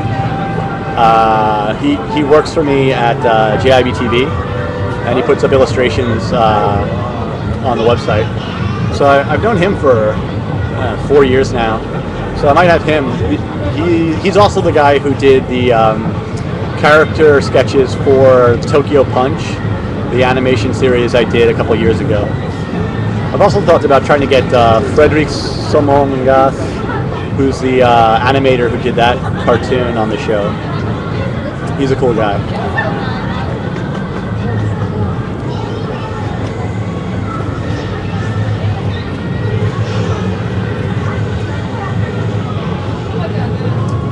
Well, I should say, Black Wadina, the fishing episode, I did expect to get at least one fish at some point. So it did not exactly go according to plan. Actually, and that's another video I want to do soon. I was gonna do it. My brother was supposed to be in town this week with his fiance, but they canceled their trip. But I was gonna do a video with them at this restaurant in Shinjuku, where you catch your own dinner in the restaurant. They've got these big pools filled with fish, and you get to catch your own fish. And they do it ikirizushi style, which is like basically they carve off all the meat and the undead body is still twitching on your plate. It's pretty awesome, very, very awesome. But I've been meaning to do a video at that place for a while. I intended to do that while my brother was in town, but now I guess to find another angle to do it.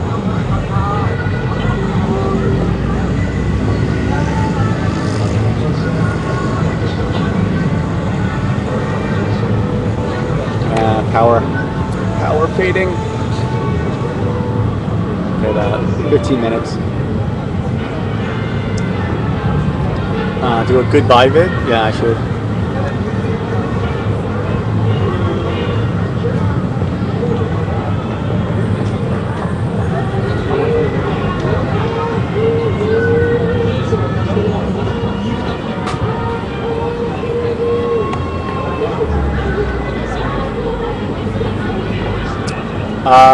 I think maybe they'll come after they get married, but it was supposed to be like a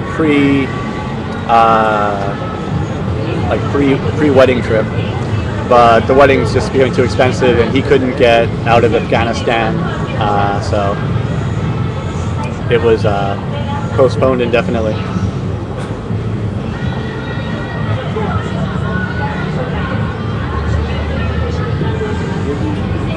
The thing for me about the fish restaurant thing, my point on it is essentially that people will obviously comment that it's barbaric, but I'm very much of the opinion that it's in no way barbaric. You know, people who get their food from like large factory slaughterhouses and have no connection to the killing process, I think that's far more immoral than, you know, being a part of the process. It's a weird kind of Native American thing, I think, you know. Nothing wrong with like killing an animal as long as you're like fully aware of your complicity in it. But people who try to live this like completely what would you call it, sterilized from like the reality of where their food comes from. Not sterilized, you know, completely disconnected from the reality of where their food comes from. So they can just eat it, you know, without guilt. I think that's not necessarily better than, you know.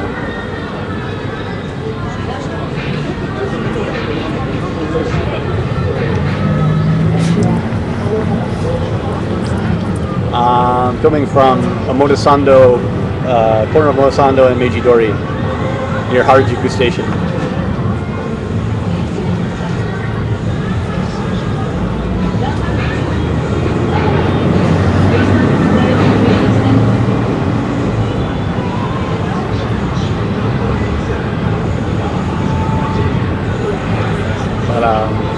But yeah, actually, that's the thing. So one person commented on one of my videos recently, something about like, you know, maybe I should just throw in the towel because apparently I've covered everything I want to cover. I've covered like 1% of the shit I could say about Tokyo. I mean, seriously, it's unending. There's so many topics I have in mind. It's just a matter of getting the time to do it. What happened to Tokyo Punch? Nothing. It aired for a while on. It was in a couple festivals, and then it aired in Japan on cell phones for a while, and then still exists. I don't know what's going to end up happening with it. I don't know if you can buy it. I haven't really talked to them in a while, so. But we made, I think, like 10 episodes total. Actually, I haven't even seen all the episodes.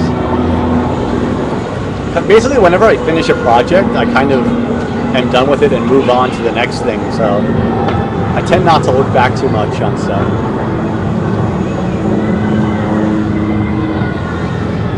It's kind of a necessity of being a freelancer. You have to immediately start looking for your next thing.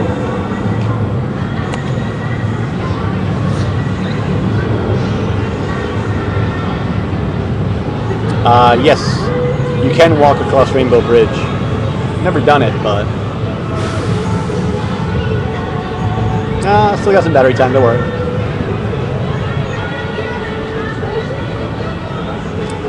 Gaijin Pot's definitely one place to start. Unfortunately, a lot of the Gaijin Pot jobs, they'll want you to be in the country already to interview for the job. And many of them may not supply visas. So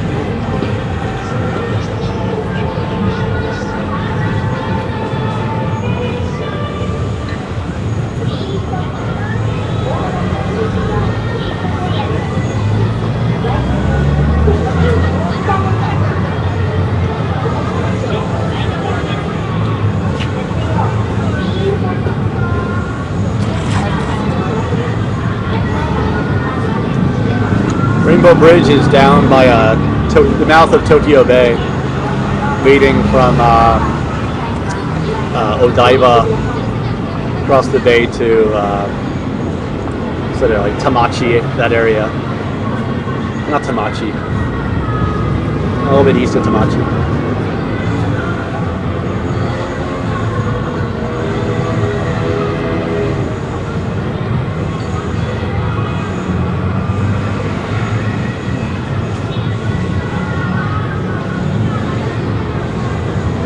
I hope so too, Shopper.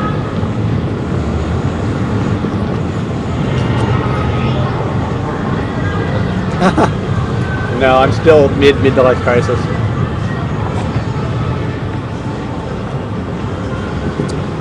You can get to Odaiba by boat down the Sumidagawa River. You can get to Odaiba by monorail. You can get to Odaiba by the train. What train is that? Car, in a number of ways. It looks like 24. Oh my god, this is good lighting.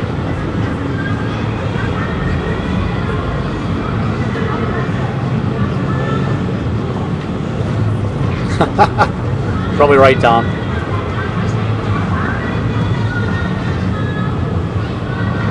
Yeah, trust me, Crumpet. It's a lot weirder for me.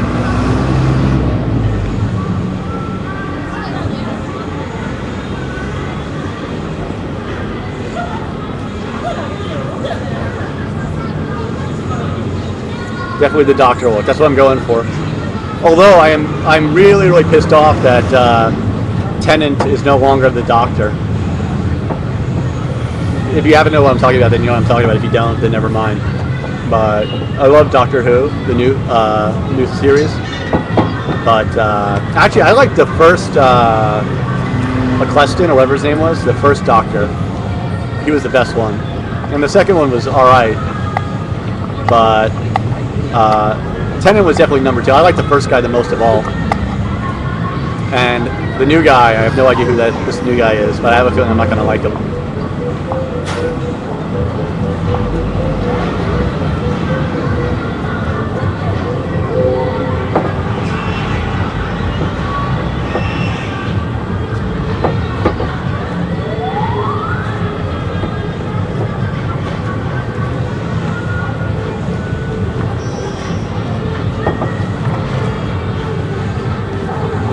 Yeah, the third one's gonna be awkward. And seriously, they're fucking running out of regenerations for the Doctor. They gotta slow down. I'd like the show to still be around 50 years from now.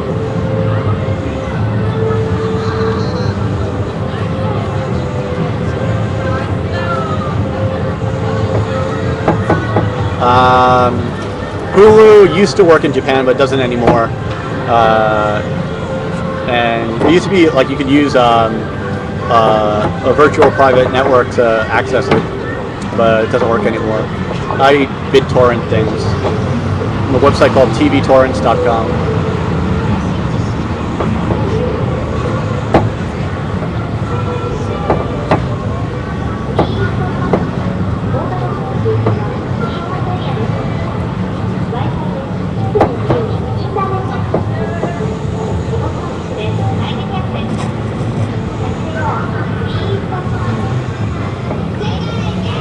Hi, Tanya.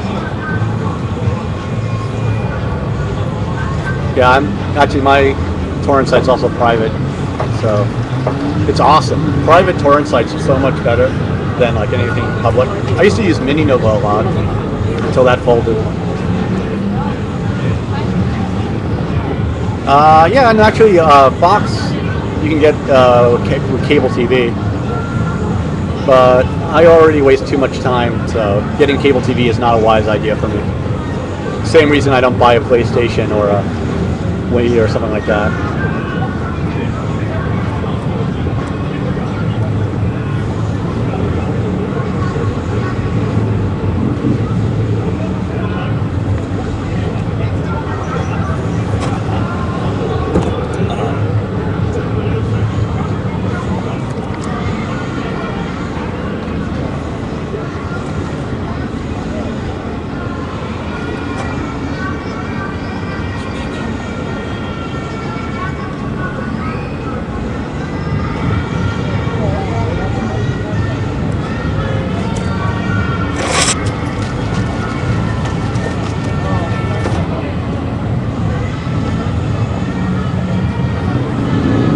I can already play my shows. I have my desktop hooked up to my TV, so I can play any torrents on my big screen.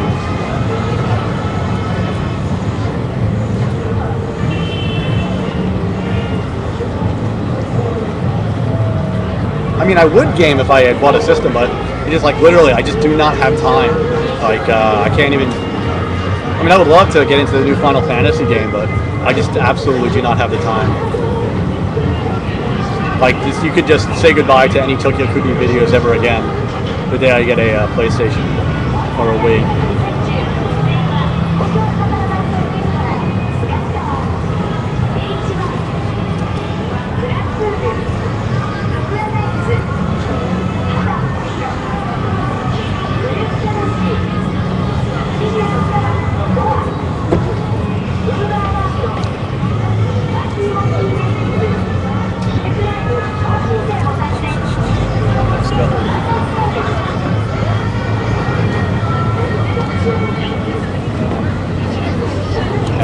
Well, hopefully, again, I think I got some time this weekend to put together a video, so I will get on that. And my battery is dying out, so see a little message. Thank you all for stopping by. Kind of a brief show this week, and hopefully I'll be back next week, same time, with guests for your entertainment and edification. Thanks a ton for chilling with me here today in Omotesando. I will definitely see you guys around, and that's it. Cooney out.